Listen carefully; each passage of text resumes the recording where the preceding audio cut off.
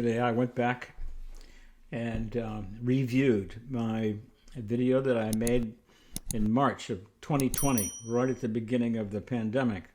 Of course, actually, if you count January as the beginning of the pandemic in 2020, of the COVID-19 pandemic, we are now into the fourth year.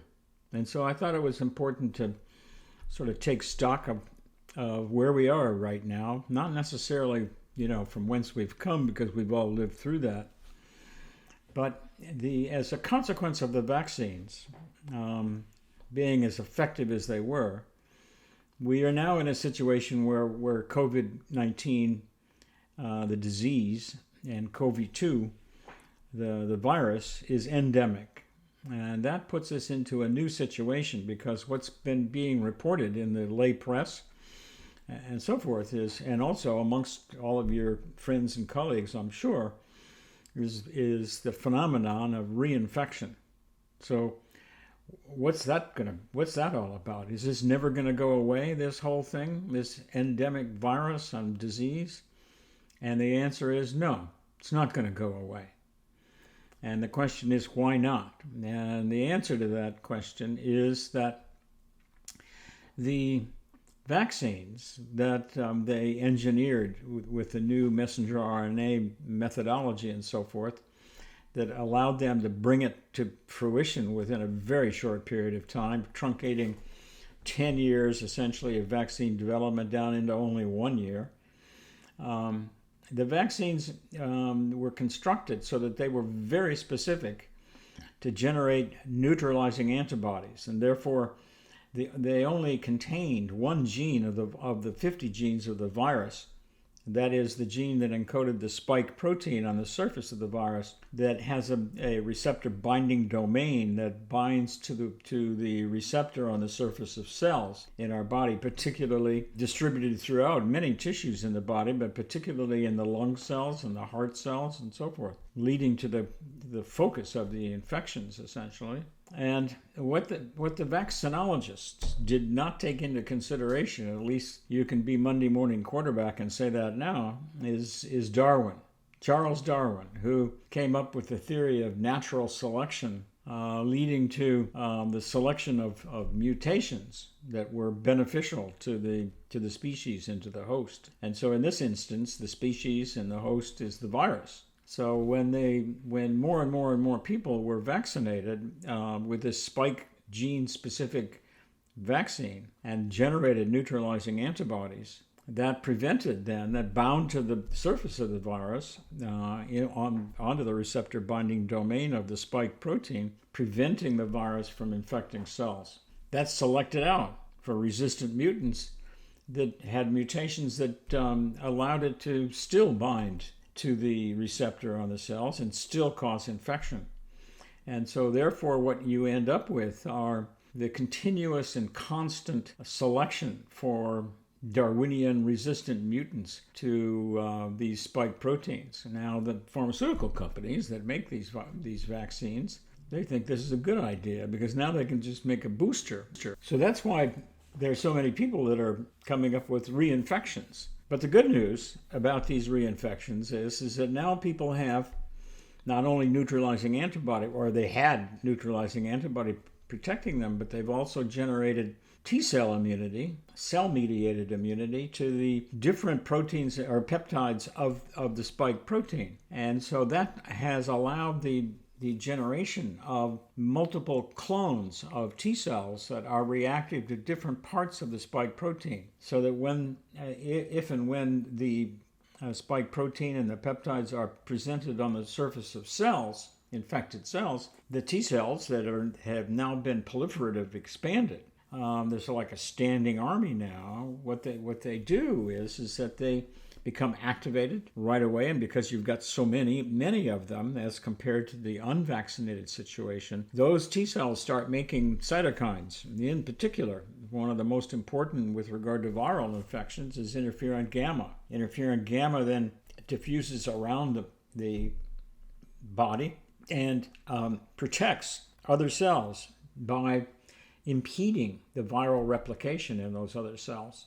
And simultaneously, the activated T cells, because of the reinfection, they recognize different parts of the spike, different peptides of the spike protein on the cell surface, and they attach to those different peptides, and they kill the infected cells. Now, if the interferon gamma and the CTL activity, the cytotoxic activity, can work efficiently, then you don't have any symptoms, because the symptoms, lo and behold, are not due to the bug, not due to the virus itself, or the viral products, which is very, very important. Because back in the old days, in the beginning of bacteriology and microbiology, the concept was based on diphtheria toxin on the one hand and tetanus toxin on the other hand, is that one of the reasons that you got sick from these infections is that the bugs were making toxins, toxic products that then caused the symptoms. That may be happening in some cases, but in most of the cases, and in particular in COVID-19 infection, the problem is not due to the bug, the presence of the bug itself per se. Rather, the symptoms are due to inflammation, and inflammation is due to the host reaction to the bug. And the inflammation is caused by pro-inflammatory cytokines, in particular interleukin-1, interleukin-6, tumor necrosis factor. Those are the three major players that what they do ultimately is they cause capillary leak, so that the ingredients that are circulating in the blood, the antibodies and the other active products, can go into the tissues and start dealing with the infection. So that's great on a local scale, but if it happens on a systemic scale, and in particular if it happens in very vital organs like the lung, you're in deep trouble. And so what happens, and I've said this before in some of the other videos, is that the reason you die from COVID-19 infection is because the small air sacs throughout the lung fill up with inflammatory fluid, with the plasma from the blood. And when that happens, you drown. And that's why you die. Now, the good news is, if you have pre-existing T-cell immunity, then you can deal with the viral infection, the reinfection that occurs, in a much more efficient manner, so that with the interferon gamma working for you and with CTL, like sentries going out and bayoneting all of the infected cells, you can get by with a subclinical infection. And so, and the virus is dealt with and eradicated from the body. And that's what's happening. That's what's going on right now.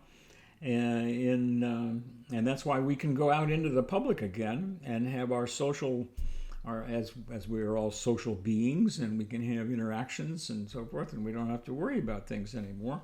And because of the fact, the other thing that we know about now with regard to the COVID-19 is that the infection really occurs through the air, because the virus particles are so small that an infected person can breathe them out into the air, and they stay there in the air. You have to think cigarette smoking in a hotel room that you've been told is a non-smoking room. And as soon as you walk in that door, you know that there's someone that's been smoking in that room, because there are smoke particles that are hung up in the air, and you can smell them. The thing about the virus is you can't smell the virus. So you can go into that room that's occupied by somebody who was infected, and you can breathe the viral particles down into your lungs, and then if you don't have neutralizing antibody protecting you because you've mutated away from that through Darwinian selection, you become infected again. But then if you have interferon gamma and CTL activity from the T-cell compartment, you can deal with these situations, and so that you may have a subclinical infection and never even know that you've been exposed and infected. And that reminds me of three different aspects of infectious disease that I think are really important that you understand, and that is, there's exposure. That means you walk into the room and there's virus in the air there, and you breathe in the virus. But you don't become infected until the virus actually enters your cells. That's infection.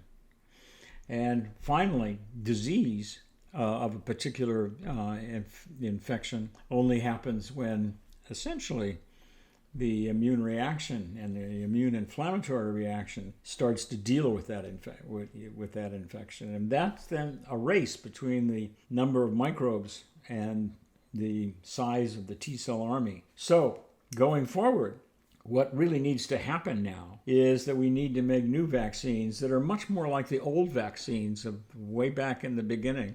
Edward Jenner created the smallpox vaccine using a cowpox virus, which was similar to the smallpox virus, but different enough so that it didn't cause widespread infection and dissemination within the body. Remained localized. You got a localized infection that the body recognized and dealt with, generating both antibodies as well as T cells, so that you were protected then from a subsequent infection. That's what needs to be done now. We need to go back to the drawing board and make vaccines that contain many of the genes and genes of the virus, so that you generate lots of gene products that the T cell immune response and the B cell immune response can react to. And we can't just keep on chasing our tails. But the vaccinology companies think it's a good deal. They just make a new booster every 6 months, right? They keep on selling more vaccines and so forth and so on but they can still do that, but they need to also make a universal T cell vaccine.